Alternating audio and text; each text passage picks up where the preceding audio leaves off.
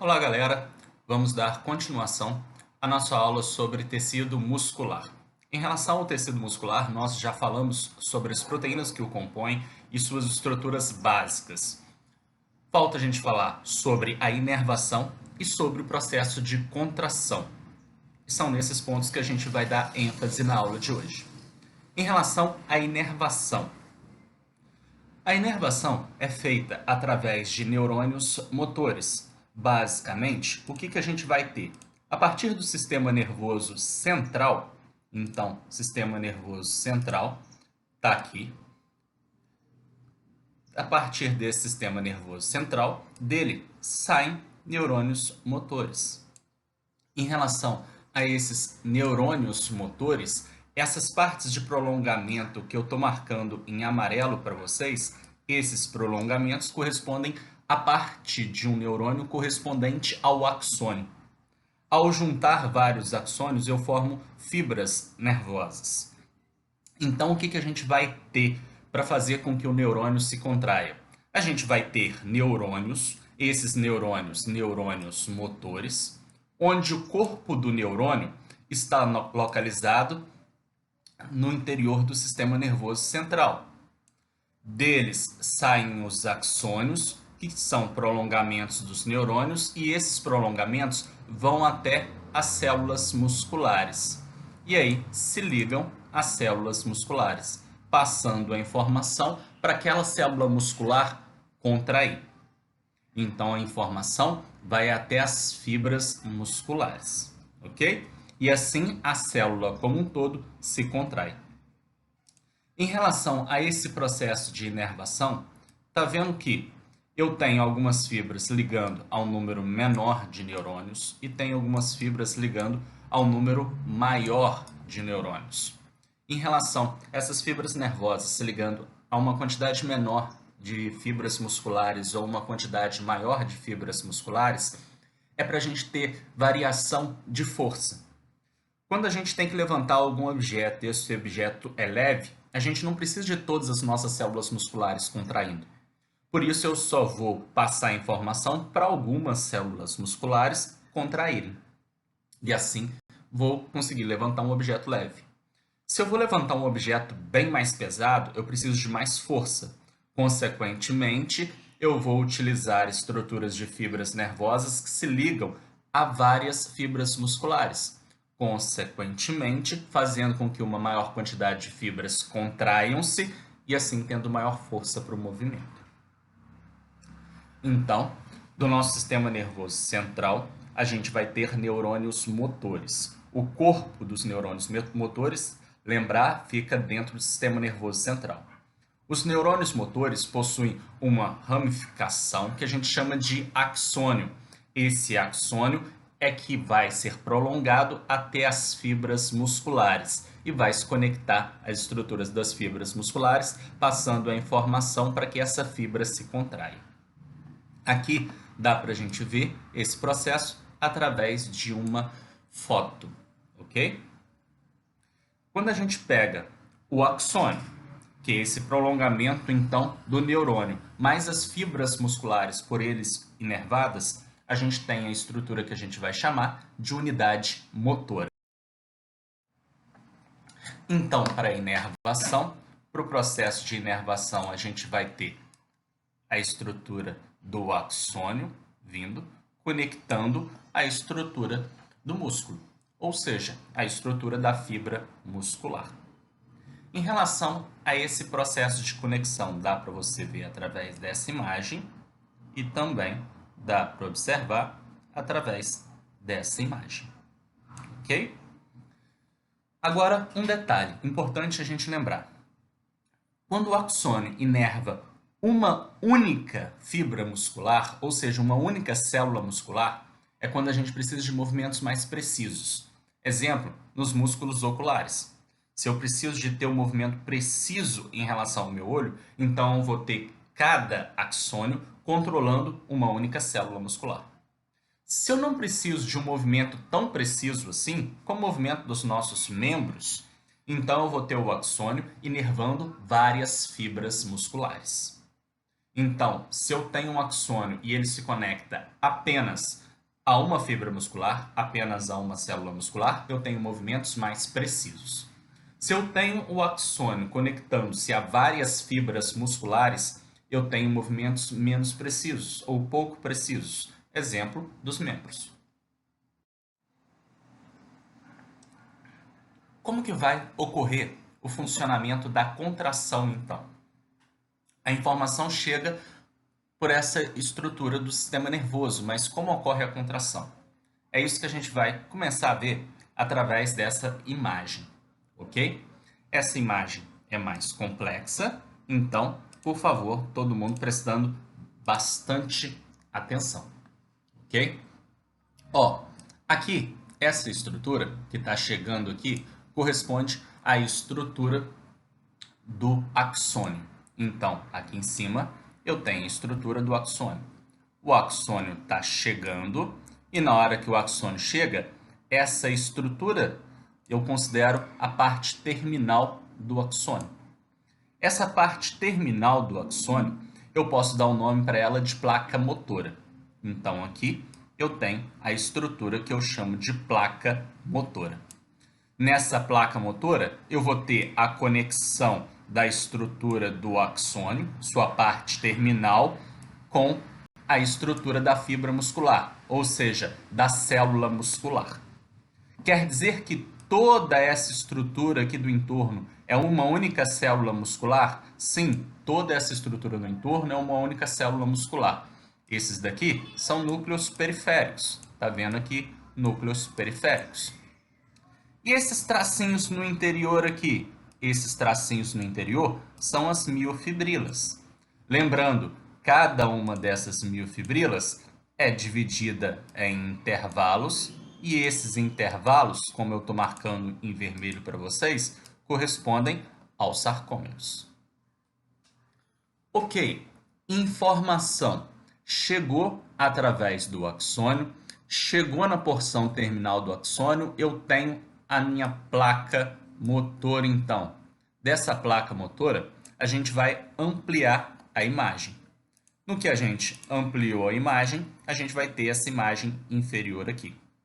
Está aqui a parte correspondente, então, à minha placa. Deixa eu mudar a cor para marcar melhor para vocês. Está aqui a estrutura correspondente à minha placa motora. Essa estrutura, lembrando, faz parte do sistema nervoso e é a porção final do axônio. Essa estrutura, que é a porção final do axônio, tem que liberar neurotransmissores. Esses transmissores, que transmissores seriam esses? Esses transmissores seriam esses pontinhos que estão em azul. Então, esses pontinhos aqui em azul, nessa região intermediária, esses pontinhos em azul é que correspondem aos transmissores. Esses transmissores, que transmissores são esses que eu vou ter que liberar? Acetilcolina. Eu vou ter que liberar, basicamente, acetilcolina. Quando eu falo ACH, então ACH, que está marcado aqui, ACH corresponde a acetilcolina. Então, eu vou ter que liberar aqui, nessa fenda, acetilcolina.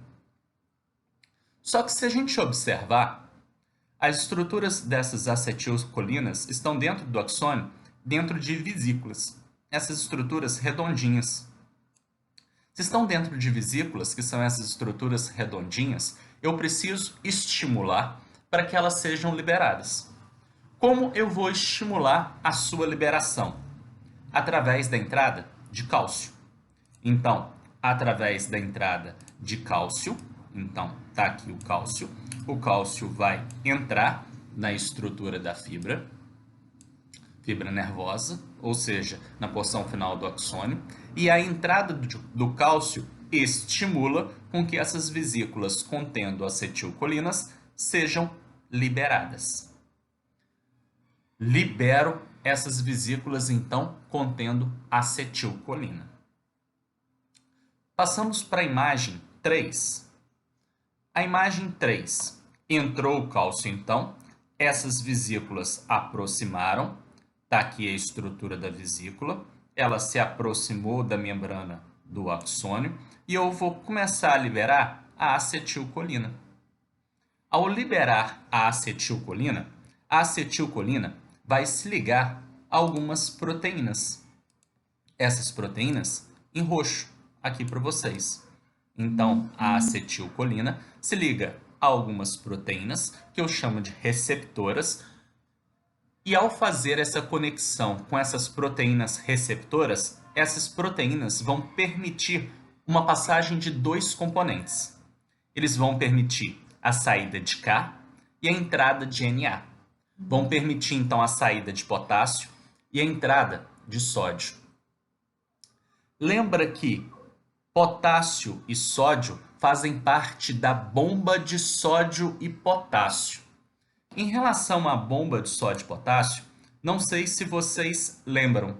Em relação à bomba de sódio e potássio, lembra que a gente, para a estrutura de membrana plasmática, é graças à bomba de sódio e potássio que do lado externo eu vou ter carga positiva e interna à membrana plasmática eu vou ter carga negativa. Para que isso acontecesse, eu precisava deixar muito Na do lado de fora e muito K do lado de dentro da membrana. Só que agora, graças a esse processo, eu estou permitindo que aconteça o seguinte. Eu estou permitindo que o K saia e estou permitindo que o Na comece a entrar. Quer dizer que, no momento em que a acetilcolina se liga a essas proteínas, eu vou permitir a saída de K e vou permitir a entrada de Na, indo contra a bomba de sódio e potássio. Ao ir contra a bomba de sódio e potássio, eu vou fazer com que a carga seja alterada. Basicamente, eu vou fazer com que, do lado externo da membrana plasmática, passe a ter carga negativa. Do lado interno da membrana plasmática, passe a ter carga positiva. Eu inverti a polaridade. Esse processo de inverter a polaridade é que vai fazer com que o impulso, ou seja, a informação, seja passada adiante. Essa variação de polaridade tem que ser passada pela membrana até a estrutura dos túbulos T e descer pelo interior dos túbulos T. Quer dizer que a informação, ou seja, essa despolarização, tem que seguir pela membrana plasmática e descer pelas estruturas dos túbulos T. Tá, se a informação é passada dessa forma, então, eu preciso fazer com que na porção final do axônio cálcio seja absorvido. O cálcio sendo absorvido, eu faço com que as vesículas contendo o neurotransmissor sejam liberadas. Ok? Mas e se por causa de uma doença, como por exemplo o botulismo, eu impedir que a acetilcolina seja liberada? Basicamente, através do botulismo, eu posso ter estruturas proteicas e essas estruturas proteicas destruir esses meus neurotransmissores. Se eu não tenho esses neurotransmissores sendo liberados graças às proteínas produzidas nessa doença, quer dizer que eu não vou ter nada ligando aos receptores.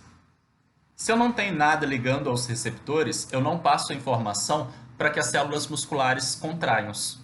Consequentemente, eu gero paralisia muscular. Então, se a gente pega um exemplo do botulismo, no botulismo, eu vou, através de proteínas produzidas graças a essa doença, eu vou impedir a liberação de neurotransmissores. Se neurotransmissores não são liberados, eu não tenho a ligação desses neurotransmissores nas proteínas receptoras do músculo, consequentemente, a informação não vai ser passada adiante.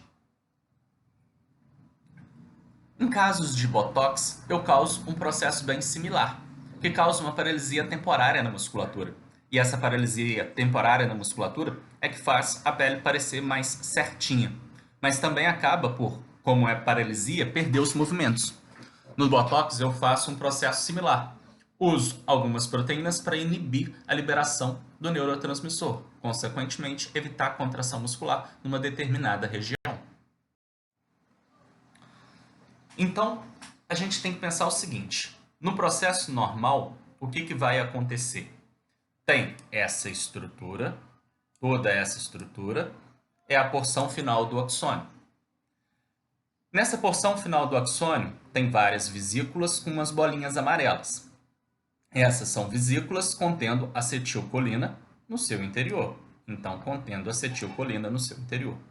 Para que essas vesículas contendo acetilcolina liberem a acetilcolina, preciso que ocorra a entrada de cálcio.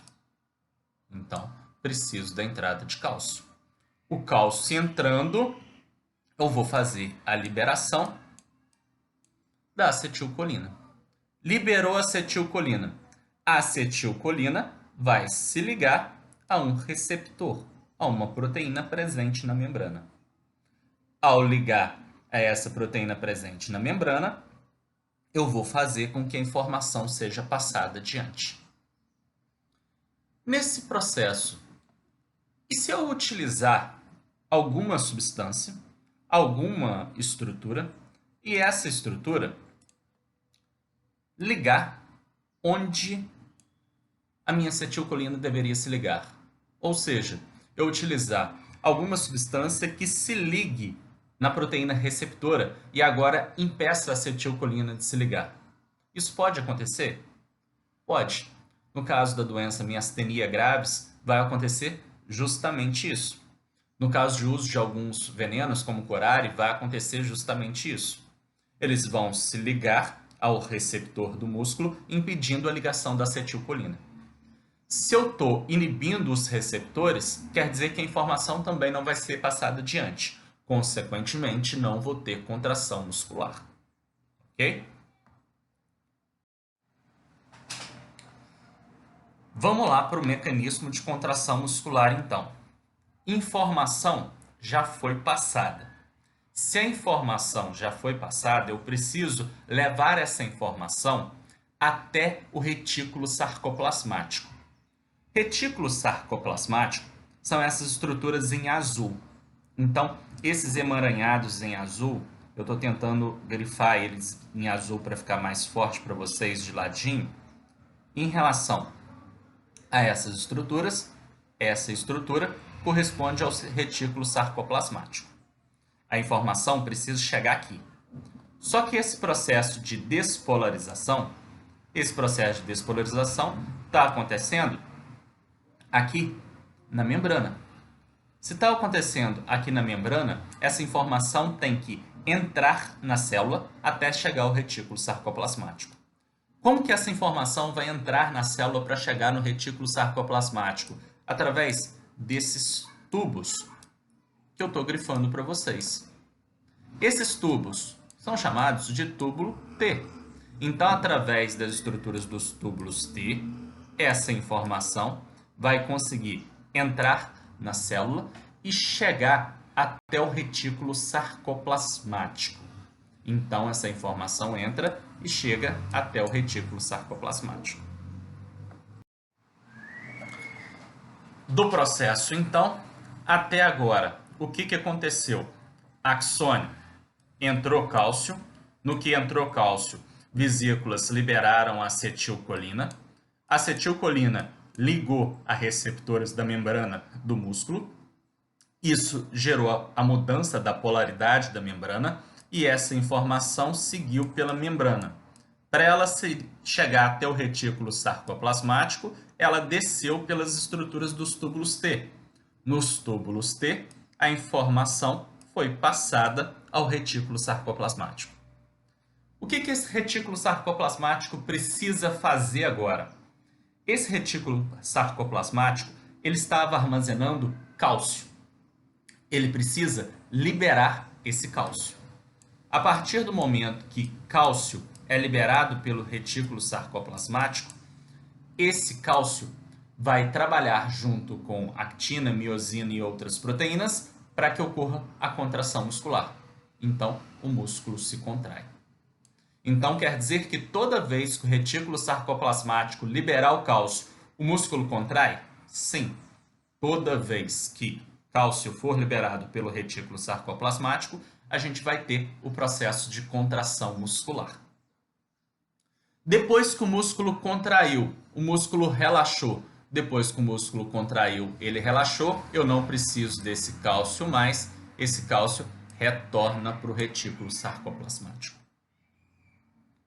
Quer dizer que para esse processo, para usar o sistema nervoso e esse sistema nervoso liberar a acetilcolina, eu precisei da entrada de cálcio. Para o músculo depois realizar a contração, também precisei do cálcio. E eu preciso do cálcio, como nós conhecemos popular, para a rigidez dos ossos. Sim. Quer dizer que cálcio é importante para a contração do músculo, cálcio é importante para a transmissão de informação pelo sistema nervoso, cálcio é importante para a rigidez dos ossos. O nosso corpo vai dar preferência sempre para as estruturas primordiais. Ou seja, se está faltando cálcio, ele vai dar o cálcio para o sistema nervoso. Eu não posso deixar o sistema nervoso parar. E ele vai dar o cálcio para o músculo. Eu não posso deixar alguns músculos do meu corpo parar, senão a gente morre, como por exemplo o coração. Consequentemente, o cálcio vai para esses dois e quem fica sempre na deficiência do cálcio é o osso. Por isso, o osso, para evitar essa falta, ele também faz reserva. Basicamente, ele guarda mais do que ele precisa, para se outros tecidos precisarem do cálcio, ele poder fornecer sem gerar prejuízo a ele.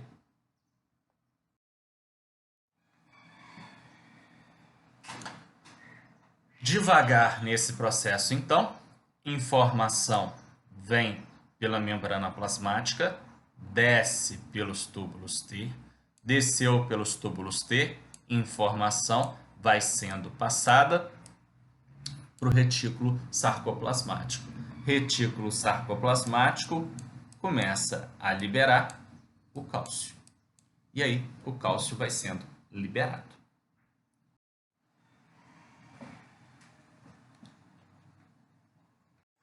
Para a gente entender como esse cálcio vai atuar diretamente sobre a estrutura do músculo, a gente precisa relembrar a constituição do músculo.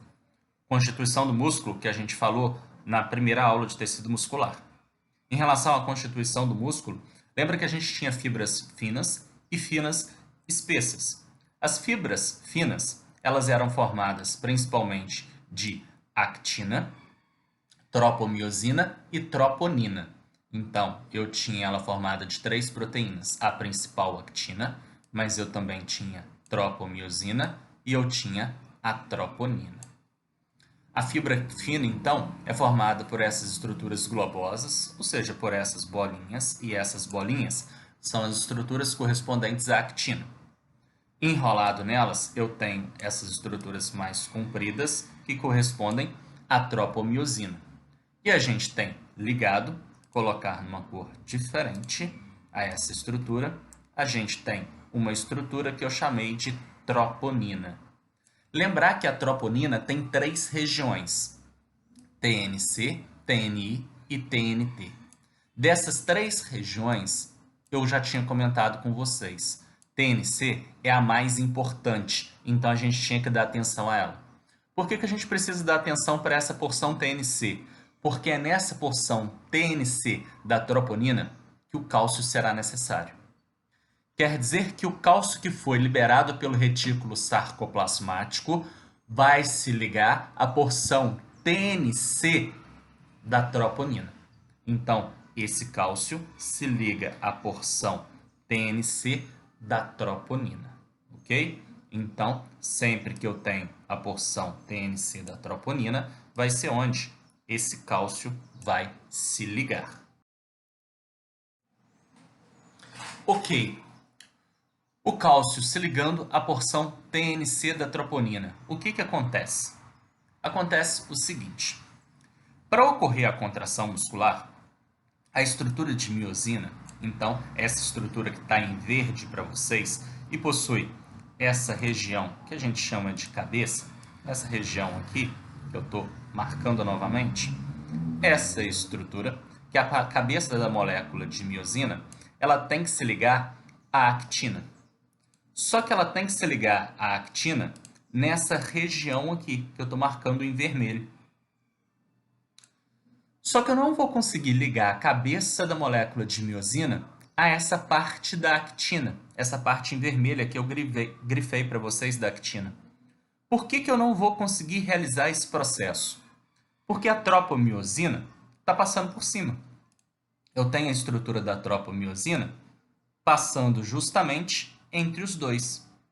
Se a tropomiosina está passando justamente entre os dois, eu não consigo fazer a ligação. Então, graças à presença da tropomiosina, eu não vou conseguir ligar a miosina à actina. Consequentemente, eu não vou ter a contração muscular. O que eu preciso fazer para tirar essa tropomiosina do meio do caminho? Utilizar o cálcio. O cálcio, ao ser liberado, esse cálcio eu vou fazer com que ele se ligue à troponina. Então, na porção TNC, o cálcio vai se ligar à minha troponina. Depois que esse cálcio ligou a porção TNC da minha troponina, a estrutura troponina-tropomiosina vai abaixar. Se ela abaixa, então se ela tem um movimento aqui para baixo, se ela movimentou para baixo, quer dizer que a actina ficou exposta. Então, se a actina ficou exposta, eu posso agora ligar a cabeça da molécula de miosina com a actina. As duas se ligaram. Se as duas se ligaram, eu preciso fazer com que a cabeça da molécula de miosina dobre e gere a contração muscular. Se eu preciso fazer com que ela dobre e gere a contração muscular, eu vou precisar gastar energia.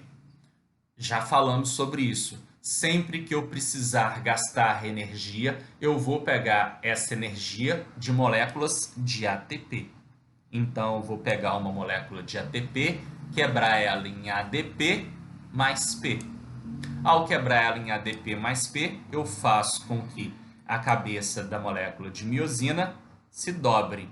E na hora que essa cabeça da molécula de miosina se dobrou, ela puxa a estrutura da miosina, gerando a contração muscular.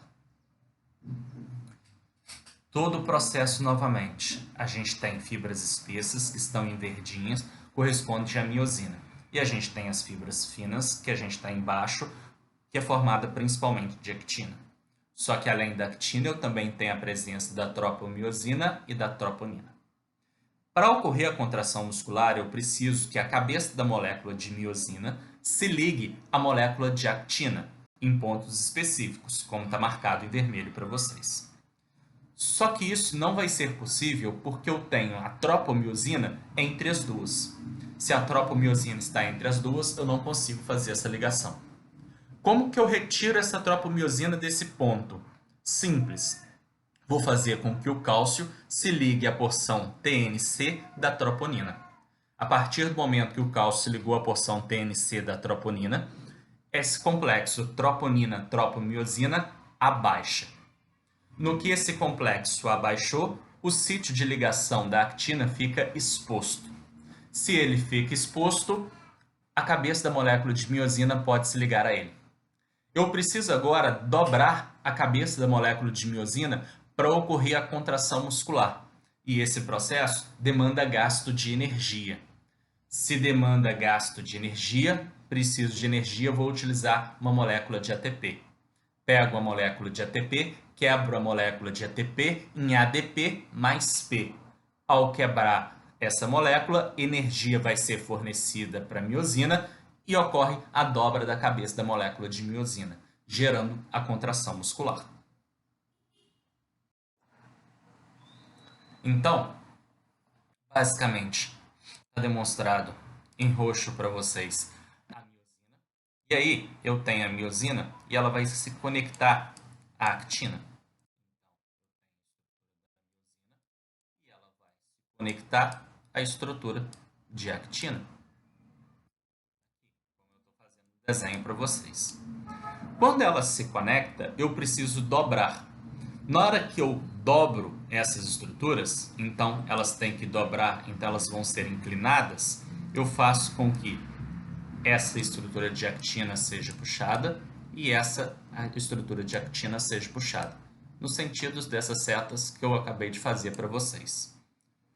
No caso, essas duas estruturas das fitas de actina serão puxadas para que uma se encontre com a outra, ok? Então as duas vão ser puxadas para que uma possa se encontrar com a outra, desaparecendo esse espaço presente entre as duas actinas.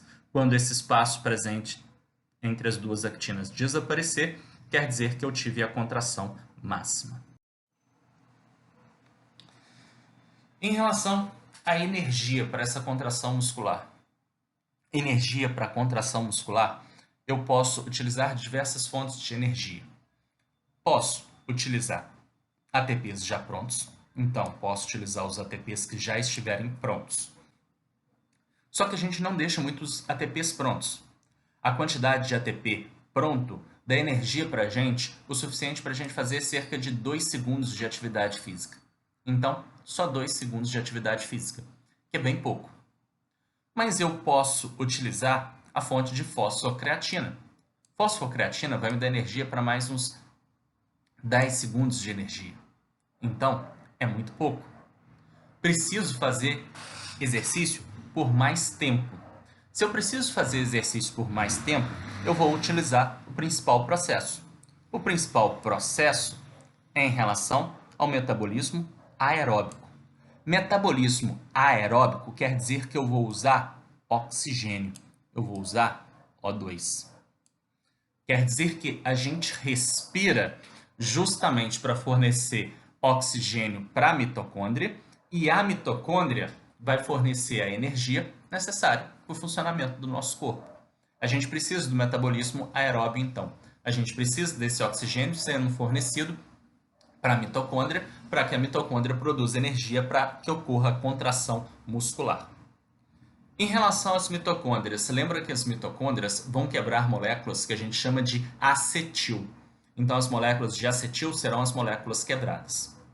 Posso pegar esse acetil através de moléculas de glicose, como foi o exemplo principal que a gente trabalhou para vocês, e corresponde à nossa primeira reserva de energia, mas a gente pode pegar também de moléculas de gordura, em relação aos ácidos graxos. Por que principalmente em relação aos ácidos graxos? Lembra que a gente guarda energia no nosso corpo, principalmente na forma de gordura. Então, gordura do nosso corpo vai servir para fornecer para a gente energia para uma atividade física. A gente vai pegar essa gordura, vai quebrar ela até a forma de acetil, fornecer para a mitocôndria.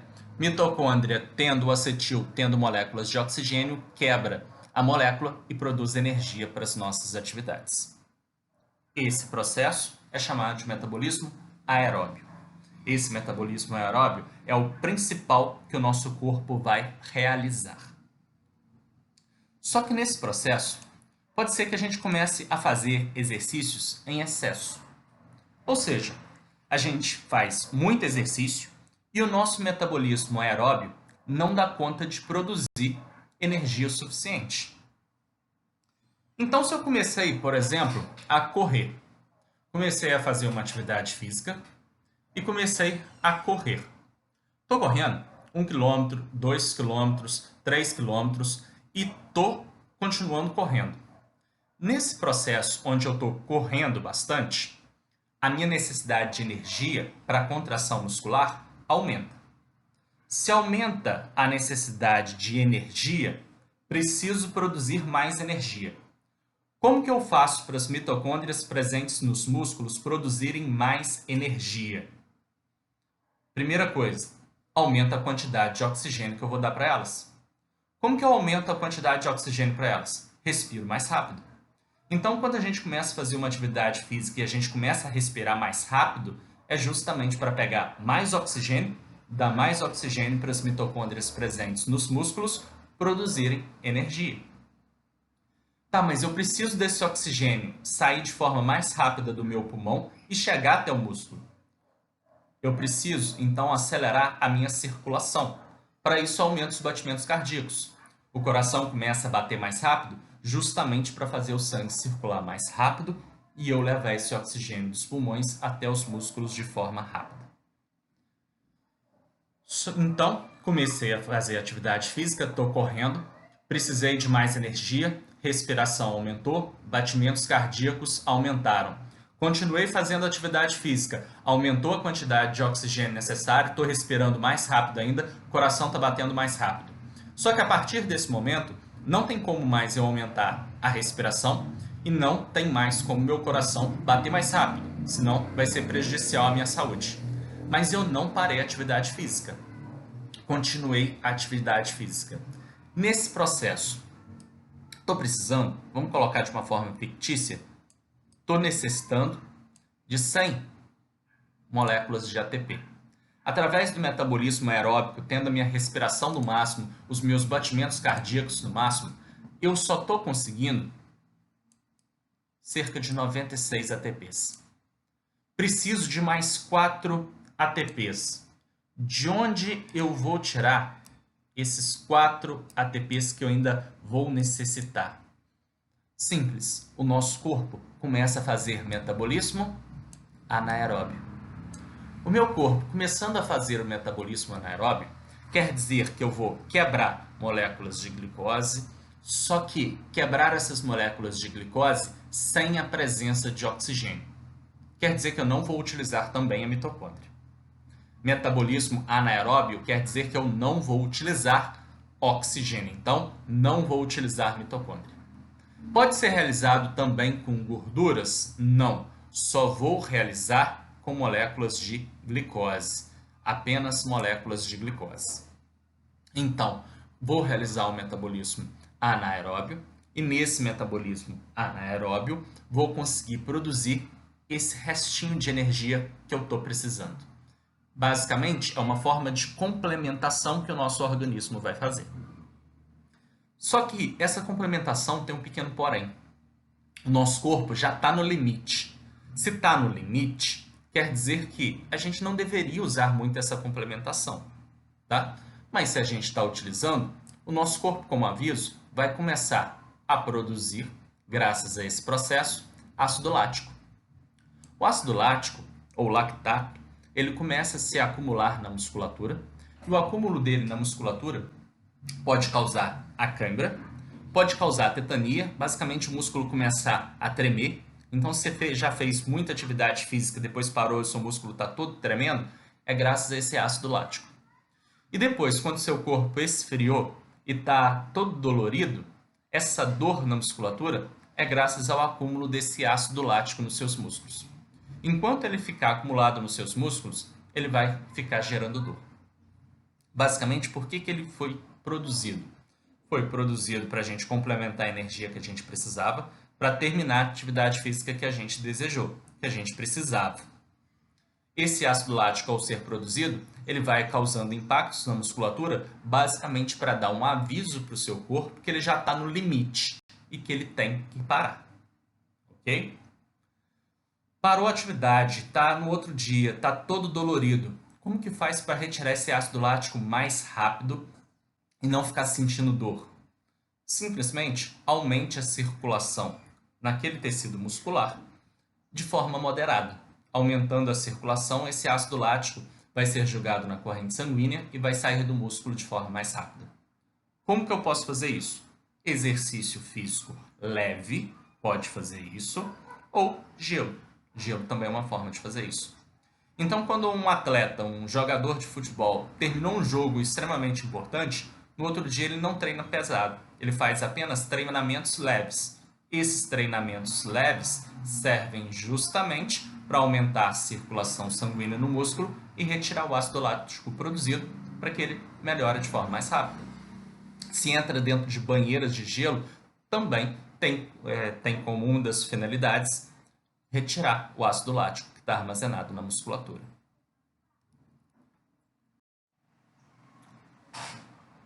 Em relação às fibras musculares esqueléticas, a gente vai ter dois tipos de fibras. A gente tem fibras tipo 1, vermelhas, lentas ou oxidativas, e a gente tem fibras tipo 2, brancas, rápidas, e glicolíticas. As fibras do tipo 1, as vermelhas, elas possuem grande quantidade de mioglobina. Mioglobina é uma molécula que vai armazenar oxigênio. Tem grande quantidade de mitocôndria, e esse oxigênio armazenado nessa mioglobina serve justamente para as mitocôndrias poderem trabalhar. Mitocôndrias poderem trabalhar e aí oxidar os ácidos graxos, quebrar os ácidos graxos para produzir energia, para produzir ATP. Elas possuem cor vermelha escura, então a gente tem essas mais escuras, ok? Então, eu vou ter esse estilo de fibra aqui. As fibras do tipo 2. As fibras do tipo 2 são brancas, rápidas e glicolíticas. Tem pouca mioglobina, quer dizer que eu vou armazenar pouco oxigênio. Tem pouca mitocôndria, quer dizer que de forma imediata eu vou produzir pouca energia. Basicamente, eu vou ter fadiga pela produção de ácido lático, já que eu tenho poucas mitocôndrias, pouca produção de energia. Eu vou ter uma cor vermelho mais clara, então são essas fibras mais clarinhas. Em relação a essas duas fibras, por que eu tenho esses dois tipos? De acordo com o movimento. Se eu for realizar movimentos rápidos, eu vou ter principalmente fibras do tipo 2. Nessas fibras, se o movimento é rápido, não vai dar tempo da mitocôndria produzir energia. Consequentemente, eu não preciso ter muita mitocôndria nessa estrutura. Se eu não preciso ter muita mitocôndria, também não preciso ter muito oxigênio. Então, contrações rápidas, movimentos rápidos, fibras tipo 2. Se eu pego na imagem desses dois corredores, então se eu vou fazer uma corrida de 100 metros rasos, uma corrida de 100 metros rasos, 50 metros rasos, é extremamente rápida. Se é extremamente rápida, eu não vou precisar de muitas fibras vermelhas. Vou precisar de mais fibras do tipo 2, que são fibras brancas. Vou ter um movimento rápido sendo feito graças a isso. Agora, se eu vou correr uma maratona, aí eu preciso ter uma grande produção de energia e preciso produzir energia constantemente. Consequentemente, eu vou ter principalmente fibras do tipo 1. Quer dizer que se eu sou um atleta de alta performance, eu posso, através de atividades físicas, estimular o meu corpo a ter mais de um tipo de fibra do que outro.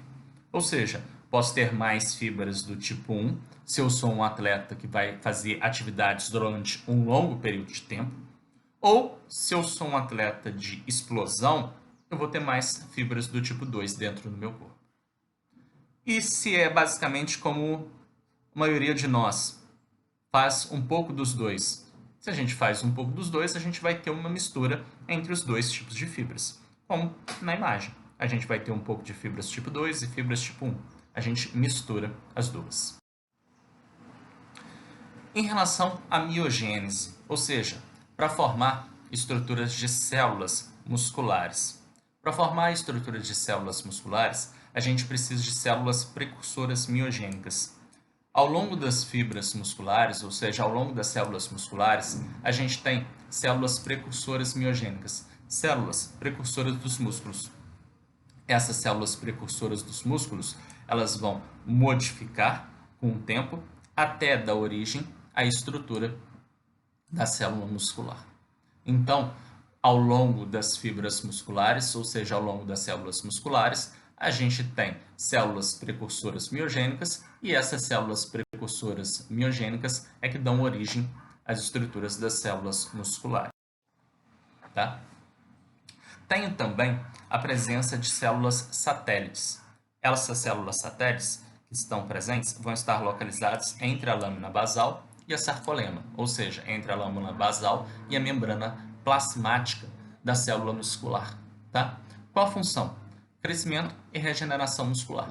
Se eu preciso fazer com que a célula cresça, pode se fundir com essas células satélites, ou se eu preciso de regenerar uma parte do tecido muscular, posso usar essas células satélites para formar novas células musculares. Para a regeneração do tecido muscular esquelético, então, eu posso usar essas estruturas de células satélites, e essas células satélites podem dar origem a novas células musculares. Então, células satélites podem ser usadas para dar origem a novas células musculares. Quando que elas serão ativadas? Serão ativadas graças a uma lesão. Então, se eu tenho uma lesão no tecido muscular, estriado esquelético, essas células satélites são ativadas por essa lesão e elas começam a se transformar em células musculares. Sofrem mitoses, lembrando, então formam novas células para formar, assim, as novas fibras musculares.